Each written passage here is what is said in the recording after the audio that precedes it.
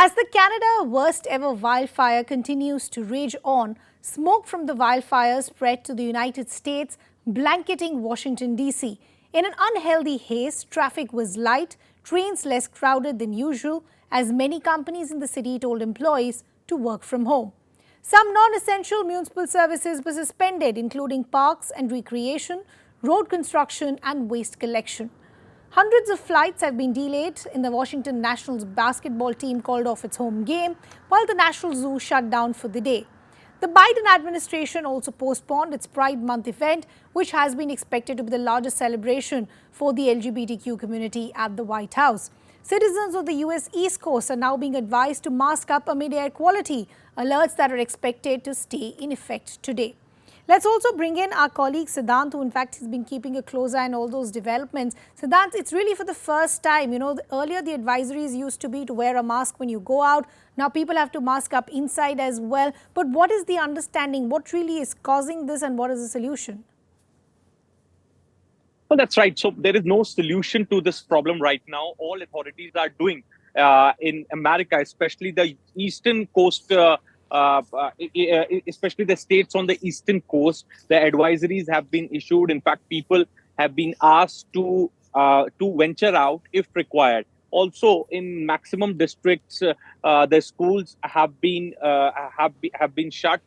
Even some of the restaurants and other important places are also not functional because of this yellow haze, which has perhaps blanketed the entire eastern coast of United States. This is perhaps the worst situation for United States, maybe in last 50 years, because interestingly, this is not happening because of them. This is happening because of Canada, and we have been told that the government and authorities in Canada are unable to get control over this wildfire, and perhaps it's the biggest ever fire in Canada, where 6.7 million hectare of area is completely scorched, and because of which only this haze, the entire U.S.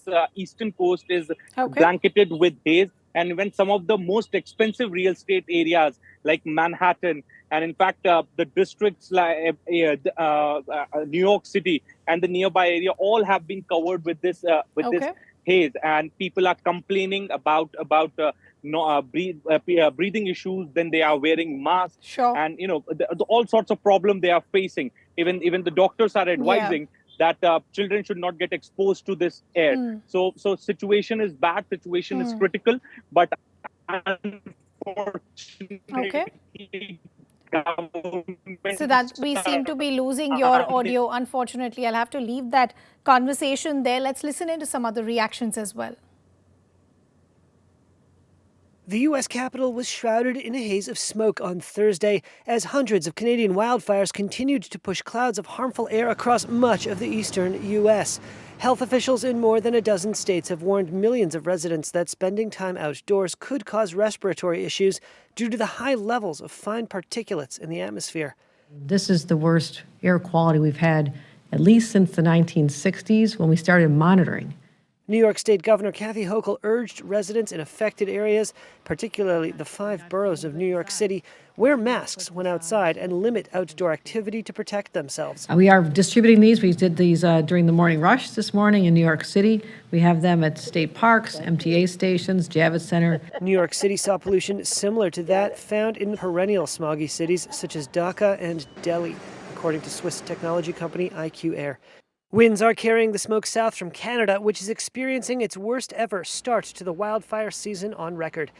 Thousands of Canadians have been forced from their homes, and the country's Minister for Emergency Preparedness said about 9.4 million acres have already burned, roughly 15 times the 10-year average. We already have 600 American firefighters on the ground and been there for a while in Canada, including hotshots and the smoke jumper crews. U.S. President Joe Biden on Thursday said he'd spoken with Canadian Prime Minister Justin Trudeau about the crisis, and hundreds of U.S. firefighters and equipment were assisting Canadian crews battling the blazes. Biden urged residents to heed health warnings.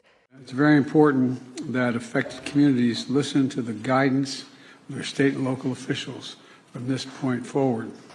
The wildfire smoke in Washington forced Biden's White House Pride Month celebrations to be postponed. according to officials, moving the event from Thursday evening to Saturday. Smoky conditions are likely to persist until Sunday, when a new storm system shifts the direction of prevailing winds.